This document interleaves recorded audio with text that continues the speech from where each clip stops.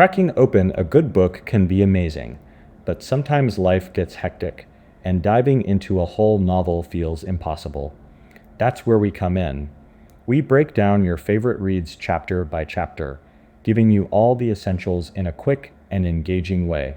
Today, we are tackling David Grann's gripping true crime saga, Killers of the Flower Moon. This book dives into a shocking chapter of American history, the brutal murders of Osage Nation members who had become wealthy after oil was discovered on their land. Get ready for a story of greed, corruption, and a fight for justice that will leave you wanting more. So, grab your metaphorical magnifying glass, because we're about to unravel the mystery behind Killers of the Flower Moon. Let's jump in. Chapter 1. The Vanishing. In the Osage Territory of Oklahoma, where the fields are dotted with wildflowers in spring, Molly Burkhart grows concerned about her sister Anna's sudden disappearance. Anna, a spirited young woman prone to going on drinking sprees, had not returned home for 3 days. Molly, already haunted by the mysterious death of another sister, Minnie, is deeply troubled. The Burkhart family, like many Osage families, had their names on the tribal roll, entitling them to a share of the vast oil wealth beneath their land. The Osage were among the wealthiest people in the world due to their oil royalties. Molly, married to Ernest Burkhart, a white man who had endeared himself to her by learning her native Osage language, was hosting a luncheon when Anna arrived drunk, causing a scene.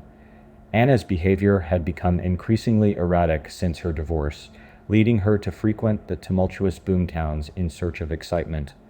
As tensions rose at the luncheon, Anna flirted with Ernest's brother, Brian, setting off a chain of events that would culminate in her tragic disappearance.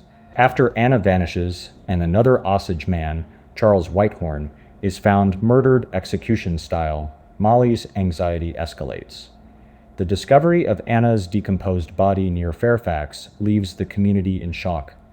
Molly, with a heavy heart, confirms Anna's identity through her gold fillings.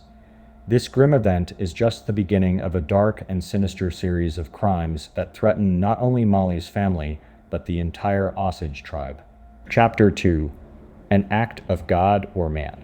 In the aftermath of Anna Brown's brutal murder, a coroner's inquest is hastily assembled at the ravine where her body was found. This group, led by a justice of the peace, is composed of ordinary citizens tasked with the investigation, hearkening back to a time when community members took the lead in maintaining order and probing crimes. The setting is the early 20th century in the United States, where the remnants of a more communal approach to policing still linger in certain areas, particularly in places that seem untouched by the modernization sweeping through the country. The jurors, including a man named Matthijs, are appointed to determine whether Anna's death was caused by an act of God or man. 2 doctors, brothers James and David Shown, are called upon to conduct an autopsy on Anna's body to ascertain the cause of death. As they carefully examine her remains, they discover a perfectly round hole at the back of her skull, indicating she was shot. The realization that Anna was murdered sends shockwaves through the gathering. As the doctors trace the path of the bullet, the grim truth of a cold-blooded killing becomes undeniable. Law enforcement in this time is rudimentary, with officers often lacking formal training in modern detection techniques. Frontier lawmen like the Osage County Sheriff, Harvem, Frias, are more accustomed to wielding guns than analyzing forensic evidence. Sheriff Frias, a figure both feared and suspected of being associated with criminal elements, finds himself faced with investigating a heinous crime in his jurisdiction. As the investigation unfolds, the Shown brothers attempt to extract the bullet from Anna's skull, only to find it missing. Clues at the crime scene, such as blood smears and a bottle of moonshine, paint a grim picture of Anna's final moments. The scrutiny of car tracks and the location of the murder provide some insight into the events leading to her death, but the lack of forensic expertise hampers the thoroughness of the inquiry. Meanwhile, Anna's family, particularly her sister Molly, grapple with the devastating loss. The exorbitant costs of arranging Anna's funeral, a mix of Osage and Catholic traditions, add to their burden. Molly finds solace in the rituals and prayers that honor Anna's memory, seeking to ensure her sister's safe passage to the afterlife according to Osage beliefs. The poignant funeral scene, set against the backdrop of the vast prairie, captures the intersection of grief, tradition, and the enduring search for justice in the face of tragedy. As Anna's coffin is lowered into the ground, the solemnity of the moment reverberates through the gathered mourners, a mix of sorrowful chants and earth-meeting casket. The ceremony serves as a poignant reminder of the fragility of life and the resilience of those left behind in the wake of senseless violence. Chapter 3: King of the Osage Hills. In the Osage Territory, the shocking killings of Anna Brown and Charles Whitehorn have stirred up a storm. The Pawhuska Daily Capital runs a banner headline announcing 2 separate murder cases are unearthed almost at the same time, sparking a frenzy of speculation in the community. The victims, both wealthy Osage Indians in their 30s, were found with bullets from a .32 caliber pistol lodged in their bodies, fueling theories of a potential serial killer on the loose. As rumors swirl, comparisons are drawn to infamous murderers like Dr. H.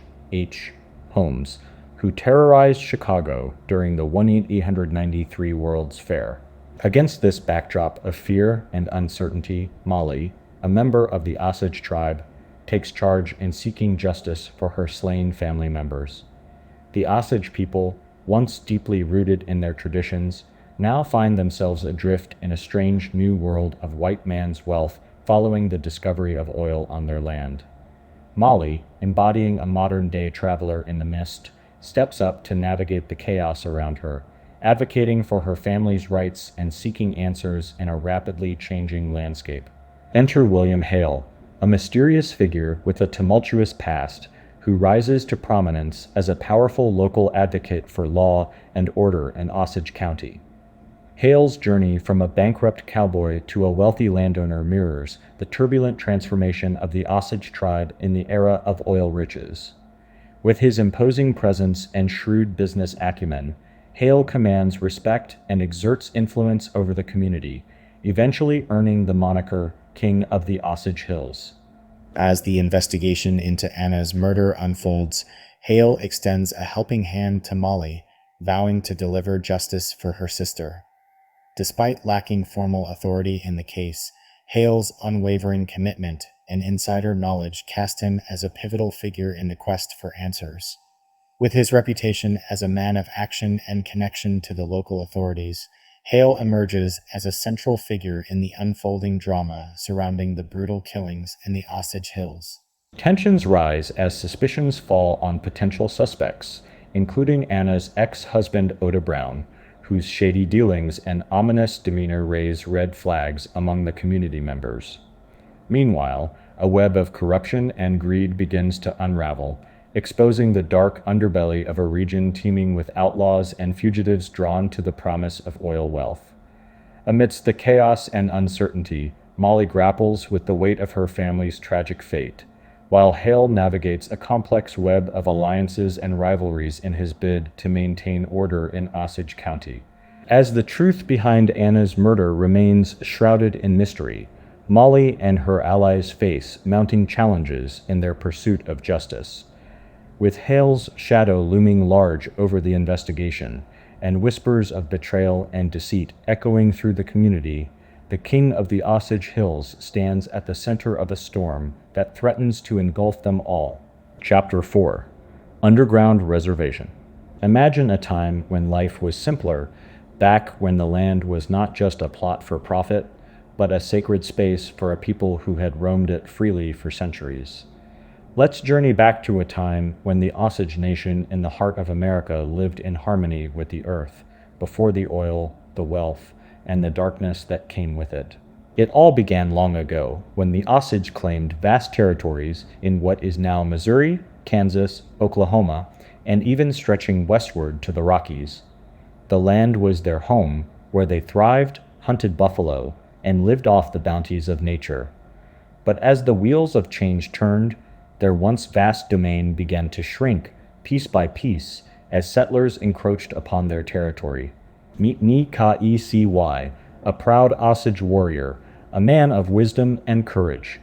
He fought for his people, defended his tribe, and rose to become a respected judge when the Osage established their first court system. Alongside him was Lizzie, a hardworking and industrious woman devoted to her family and her tribe. Together, they navigated a world where their traditions clashed with the encroaching tide of settlers, reshaping their way of life.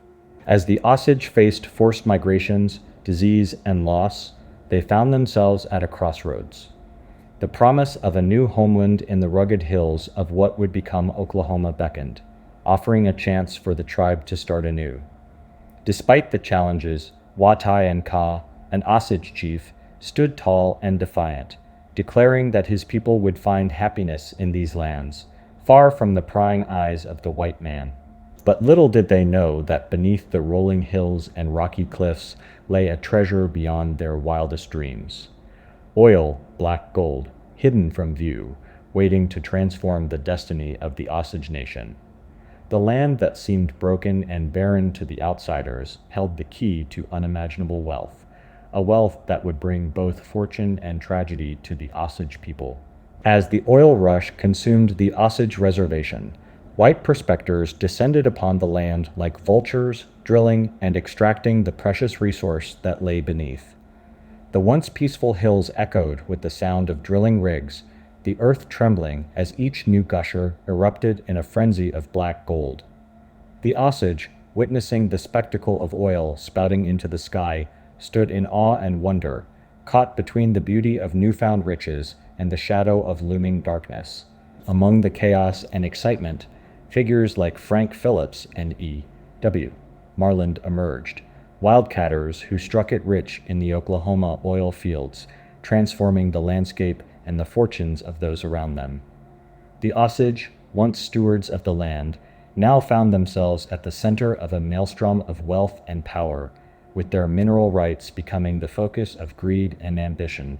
And so, the Osage people, caught between tradition and modernity, found themselves thrust into a new era of uncertainty and transformation. As the land trembled with the promise of oil, the tribe stood on the brink of a new chapter, where the shadows of the past and the allure of wealth intertwined, shaping the destiny of a nation and its people. And in the heart of the underground reservation, where fortunes were made and lost, the echoes of a bygone era lingered, reminding all who listened of a time when the land was not just a commodity, but a sacred legacy of a proud and resilient people. Chapter 5. The Devil's Disciples. As the Osage murders continue their deadly toll, the pursuit of justice becomes more urgent. Molly, still grieving the loss of her family members, takes matters into her own hands by offering rewards for information on the killers. The Whitehorn family and even William Hale join the cause, determined to apprehend the responsible parties. Meanwhile, the turmoil within law enforcement escalates, with the Oklahoma Attorney General accusing Sheriff Frias of negligence in upholding the law. As the case gains complexity, Hale decides to hire a private detective to assist in the investigation. Private eyes, often viewed with a mix of fascination and aversion, emerge as the new heroes of rough justice in a society plagued by corrupt authorities. Enter Pike, a brooding detective from Kansas City, who takes on the challenge. With a smudge of a mustache and a cornpipe, Pike embodies the enigmatic figures of mystery novels brought to life. As he delves into the dark underbelly of Osage County, alongside Molly's family and estate administrators, a web of secrets begins to unravel. The search for clues leads the private detectives to explore various leads, from suspicious phone calls to the mysterious circumstances surrounding the victim's last moments. As they follow the trail of potential suspects, including the enigmatic Oda Brown and a revelation implicating Rose Osage in Anna's murder, the tension mounts. Amidst the relentless pursuit of justice, personal motives and hidden agendas come to light. Molly's brother-in-law Bill Smith, with a questionable past and a troubled relationship with his wives, finds himself entangled in the investigation while grappling with his own demons. As the private detectives race against time to uncover the truth, a new wave of tragedies strikes the Osage community. The sudden deaths of William's stepson and other members raise suspicions of foul play, pointing to a sinister conspiracy targeting the wealthy Indians. Chapter 6: $1,000,000 Elm. Imagine a bustling train station in Pawhuska, where every 3 months, the world's richest oil barons, including E.W. Marland and Frank Phillips, gather in their luxurious rail cars for the Osage lease auctions. It's like a scene from a movie. The press hyping up their arrival, headlines screaming about millionaires special due to arrive. These auctions, known as the Osage Monte Carlo, are overseen by the Department of the Interior and dubbed as the place where the richest deals are made. The auctions are a spectacle, with the $1,000,000 elm tree providing shade for the bidding. Oil magnates like Sinclair and Marland use their wealth and influence to outbid each other, with fortunes hanging in the balance. The auctioneer, Colonel Ellsworth E. Walters, is a showman in his striped shirt and swinging pocket watch, egging on the bidders with colorful phrases. As the bidding intensifies, tensions rise among the barons. Sometimes, disagreements escalate into physical scuffles, like the memorable fight between Phillips and Skelly, making the auctions not just about business, but a display of power and ego. In a theater in Pawhuska, during a winter auction, the bids reach unprecedented heights. Tracts of land fetch exorbitant prices, with Sinclair shelling out over $1 million for one lease. The atmosphere is charged with excitement and anticipation as the bidding war continues to soar. The Osage people, meanwhile, are caught in a whirlwind of wealth and attention. The influx of oil money has transformed their community, drawing curiosity and envy from outsiders. Stories of lavish spending and ostentatious displays fuel rumors and stereotypes about the Osage being frivolous and extravagant. Despite their wealth, the Osage face restrictions on how they can manage their money. Government-appointed guardians oversee their finances, leading to frustrations and exploitation. Predators circle around, seeking to exploit the Osage's newfound riches, creating a sense of vulnerability and unease within the tribe. As the auctions continue and the stakes get higher, the Osage find themselves at the center of a greed-fueled frenzy, with everyone clamoring to get a piece of their fortune. The clash between tradition, power, and money sets the stage for a volatile and precarious future for the Osage people.